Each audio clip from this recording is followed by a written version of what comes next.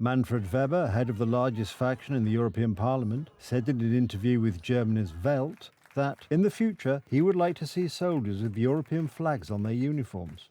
According to Weber, the militaries of EU countries will be commanded by the European Chief of Staff. The countries of the community will be obliged to make joint purchases of weapons, mainly from European countries, and the head of the faction, to which Civic Platform belongs, does not want constant reliance on the United States for the security of the old continent. Anyone who tries to impose other competences on the European Union, that is, to deprive member states of the right to an independent security policy, violates the Treaty on the European Union. And this must be made clear. Mr. Weber at the moment is undermining, violating the Treaty on the European Union. What exactly the European Chief of Staff is supposed to do is not fully known. It is known that there is nothing about such a function in the European Union treaties currently in force. He will issue orders. He will decide on the deployment of the army in Poland, on garrisons, where they will function, what weapons there will be in Poland. Will he also decide in what places, if any, in case of aggression to fight or withdraw, what to give to the enemy, what to fight for? Of course he will, because these are decisions of the commander. It is known that German corporations are ready to take over responsibility for arms production for the troops of the entire European Union.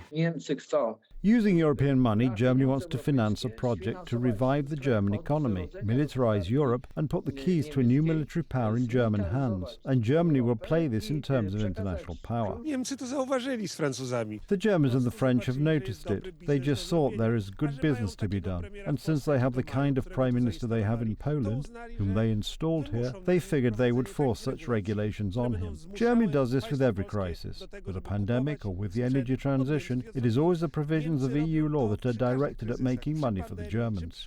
Because the words of the head of the European People's Party appear to be an extension of the provisions of the European Parliament's resolution on defence adopted last week. It includes a plan to abolish unanimity in the European Union on defence issues and joint purchases of equipment for the EU's military, implemented by the European Commission.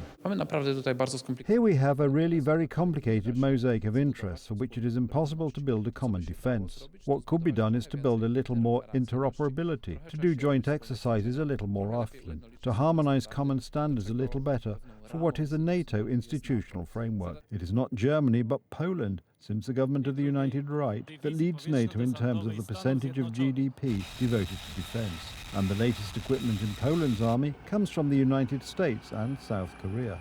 The idea is to build a common army, to build mechanisms where Brussels will make military decisions on behalf of the whole of Europe. But it is also supposed to be a mechanism that will push the Americans out of Europe and will de facto build a second defence arrangement. Because there are calls coming from Brussels for supposed independence from the United States, the strongest NATO member.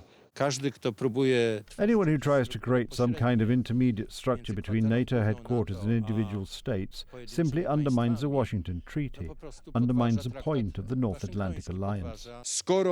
Since Vladimir Putin wants to push the Americans out of Europe, this is reason enough not to accept it. For Moscow believes that without the Americans it will get along sometime in the future, just as it always has got along with Berlin, Paris or Brussels as well. So these ideas of Manfred Weber, Donald Tusk, boss within the European People's Party, are moving in this direction. Because it seems that under the slogans European Chief of Staff, European Army or only European purchases, the interests of the dominant European community of Berlin are hiding. This is an extremely dangerous process because the foundation of national competence is the ability to manage our own security system. And if Donald Tusk allows these German plans to go into effect, it will mean a de facto loss of our sovereignty.